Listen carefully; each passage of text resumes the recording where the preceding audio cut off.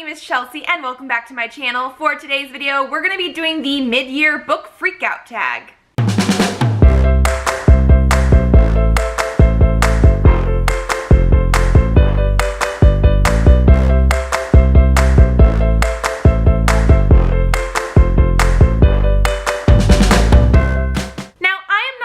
Sure the origins of this tag. I know that there were some people that created this, and I believe the ones that I've seen linked on all the videos are gone, or the creator does not have a channel anymore. But this is a tag that I have seen many times. It seems like everybody on Booktube does this almost every single year, and so I thought this would be a really fun one to do because we are pretty much exactly halfway through the year now. So let's jump right on in. We have 15 questions. The first one is the best book that you have read so far. And for this, I'm going to be going with When Evil Comes to Play. This is book 5 in the Veil Diaries series from B.L. Brunimer. This is currently only as an ebook. I absolutely love this series, and this, I believe, has been the best book in the series so far. I love the characters, I love the plot, I love the whole paranormal aspect in this town that the characters live in. But for whatever reason, this one just blew all the previous ones away. It was just so good. The paranormal aspect came back full force, and there are great relationships between the characters, friendship, and everything. It is just so good. If you haven't read this, I would suggest reading obviously the previous books, but it has great paranormal elements, and for being an independently published book, it is really high quality as well. The second question is the best sequel that you have read so far, and for that I'm going to be going with the Hex 11 Volume 2. This is a graphic novel comic bind-up, and this I actually purchased off of a Kickstarter, I want to say around maybe December or January last year, and obviously Kickstarter stuff takes a while, so it came in this month. I read this during a whole video where I was marathoning all of the graphic novels and comics that I purchased because I had so many of them. I will leave that linked down below in case you're interested in watching that. But I absolutely love this one. I loved the first one as well. And this is going to be by Lisa K. Weber and Kelly Sue Milano. This is a world where magic and technology are sort of the same thing. Magic was discovered as a technology, and so people can obtain magic with certain technological advancements, and the characters in this are so well done. This volume took the story to another level. The first book is more about the introduction of the characters and the world, and there are some bad things that happen that the characters have to overcome. But this one here, again, blew it out of the water. They are still continuing with this, so this is not like the end of it or anything, but I absolutely loved it. The art style on this is one of my favorite styles. It is so beautiful and gorgeous, and I just love it so much. We have lots of fun characters in here. One of our characters is LGBTQ. Another one is a demon in a body. Like, I don't know, there's just so many crazy things going on here, but if you like any sort of fantasy elements, I do suggest this one as well. It is really quick to get through because it is a graphic novel, but it's just so much fun. Number 3 is a new release that you haven't read yet, but you want to. For me, that is going to be the Kiss Quotient by Helen Huang. This is a book that I picked up like the day it came out. I am super excited for this one. I am not currently reading it this month because my best friend picked my TBR and there was no way he was picking a romance novel, so I'm probably going to read this next month. But I am super excited for this for multiple reasons. One, it is written by an Asian author, and one of our characters here is going to be an Asian representation, which I absolutely love in books. Also, I have heard that the main character in this has Asperger's, which is on the autism spectrum, but I've also heard that the author is that as well, so this is going to be an own voices novel, and this is supposed to be like a super cute sort of romance novel. Our main character has Asperger's, and because of that, she doesn't really know romance or how to go about that, but she wants to learn, so she ends up hiring an escort to sort of teach her about those things. I don't know, it just sounds super cute. I love the cover here. and so I'm very, very excited for this one. Number 4 is the most anticipated release for the second half of the year. For me, I mean, I don't think I've talked about it on my channel too much because these are books that I have read way before I did Booktube. However, this is one of my absolute favorite authors.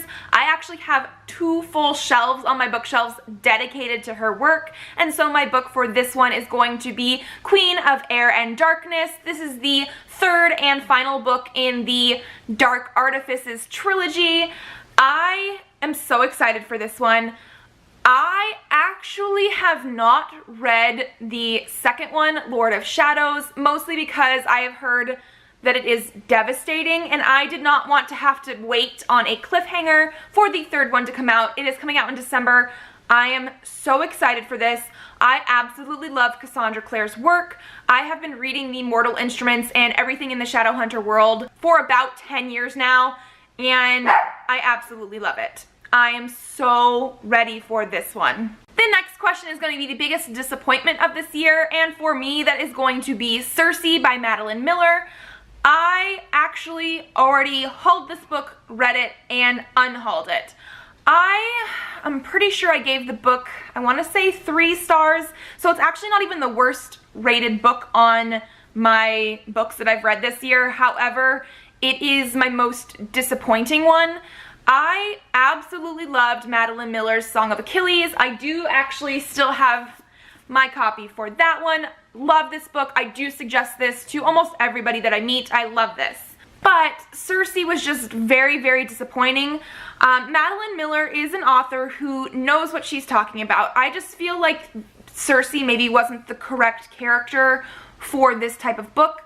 In the Song of Achilles, we got points of view from Patroclus, and we got points of view surrounding him and Achilles as they were growing up, and they were not the biggest part of the Iliad. So we got lots of backstory and extra pieces of that, more meat to the story, and everything mattered to these characters, and I absolutely loved it. In Cersei, she's also not the main character of the Odyssey, but she is in that partially. My biggest issue with it is that she's stuck on an island, so even with her being the point of view character and telling her story, there was a lot of things in the book that were related to just in general Greek myths or other things that were happening in the time period of the Odyssey, and she was telling them to us based on what somebody else had told her, and so it was very telling and not showing, but also summarizing myths and legends that I already knew in a way that didn't make it interesting for me. I did like the beginning of the book when she was younger, and I did like the very, very end of the book, but the middle, like 2/3 of it, I did not really like because of the storytelling style. I love Madeline Miller's writing. I will read other books that she will publish, but for whatever reason, this was my most disappointing book, even though it's not my lowest rated book. Question 6 is the biggest surprise. For me, that is going to be The Seven Princes of the Thousand-Year Labyrinth. This is written by Atori Haruno and Aikawa Yu. This is a 4-volume manga series, which I sort of picked up on a whim.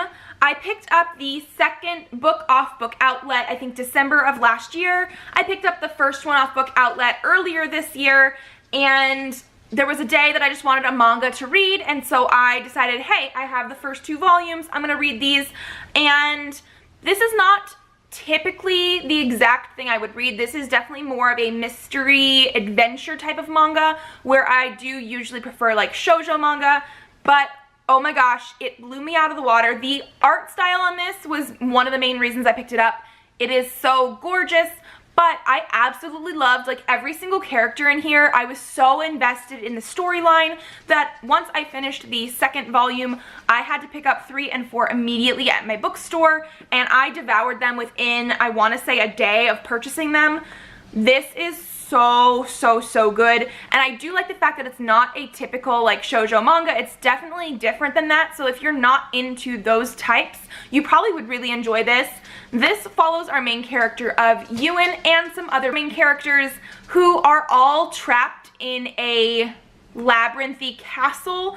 They're trapped there, water is rising, they're having to get out there's traps, things are trying to kill them, and on top of it, they're trying to pick out the new emperor of their land. It is just so good. It was a wild ride from start to finish. I really wish there was more than just 4 books. It ended in a good way. It's just, I loved the world and the characters so much. I wish there was more. So good. Question 7 is my favorite new author, either from a debut or new to me.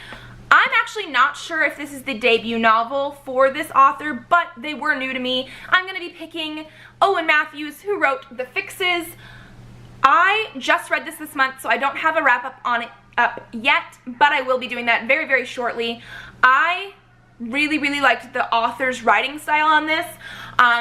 I did not give this book a full 5 stars. I think I gave it 4, and I will definitely talk about more of the book when I get to the wrap-up. But I absolutely loved the writing style. It was humorous and real, and I really love the fact that some of the chapters are like 1 page long. I don't know, it was just a very quick read, but it was so well done. I connected to the narrator of this story and the voice of the story more than some of the characters, but it was amazing. The writing style sold me on this completely, so I would definitely read more by this author. Number 8 is newest fictional crush. I'm gonna have to go with Charlie from the Jacoby series. Charlie is actually like a tertiary character in this series. He's not in it very much, but he is exactly what I would want in a book boyfriend. He is kind and caring and brave and slightly naive. I don't know. It's just, he is one of the best parts about this whole series. If you have not read this, this is a book that is a cross between Doctor Who and Sherlock, and it is great. There are magical creatures in it, and there is, you know, mysteries because you are trying to solve something, and the magical creatures are usually having something to do with it. The first couple books are more of a fun sort of B-movie type romp, and then the 3rd and 4th one delve a little bit more into a war sort of thing going on between like the human world and the fantastical world. But if I was gonna have to pick a character, I would definitely be picking Charlie. I absolutely loved him. I wish he was in the books more because he is a side character, but I seem to love the side characters more than the main ones sometimes, and I loved whenever he showed up in the book. Like, as soon as he was there, I was like, oh my gosh, I love it. So yes, Charlie, definitely. Number 9 is newest favorite character. This one was so hard to choose. I spent forever trying to decide. I eventually decided that I'm just going to be going with the Young Avengers in general from this series here. I read this again when I was doing my marathoning my graphic novels and comics, and it is my first like major Marvel comic that I've read, but I really liked the actual characters in here. There was a couple I didn't like as much, but the whole group dynamic was amazing. They are superheroes, so they have like their powers and everything, but they were also real like teenagers, young adults, and they had those issues as well. I felt they were really well-rounded and very relatable, and I just really liked the dynamic a lot. Question 10 is a book that made you cry. I haven't cried with a book this year. I think I've just not been reading those type of books lately, but I am going to be going with one that, you know, maybe made my heart cry a little bit, and that is going to be Free Chocolate by Amber Royer. I'm actually still in the middle of this one. I'm going to be giving a review on this in my wrap-up whether I finish it or not, but I do not like this book. There have been many things in this book that I just don't agree with and that are hard to read and confusing. I will definitely get into this more in my wrap-up. So it's made my reader soul hurt a little bit too much, so I'm gonna go with this one. I know that there are definitely people that like this book. I don't want to, you know, say it's a horrible book, but for me personally, there were definitely things that I could not get on board with, and I will talk about this more in my wrap-up. On the other hand, question 11 is a book that made you happy, and I'm going to be going with The Gentleman's Guide to Vice and Virtue by Mackenzie Lee. This is an amazing book, a glorious romp. I loved the fact that it was a historical sort of fiction novel with romance and people of color, and I absolutely loved the characters in this.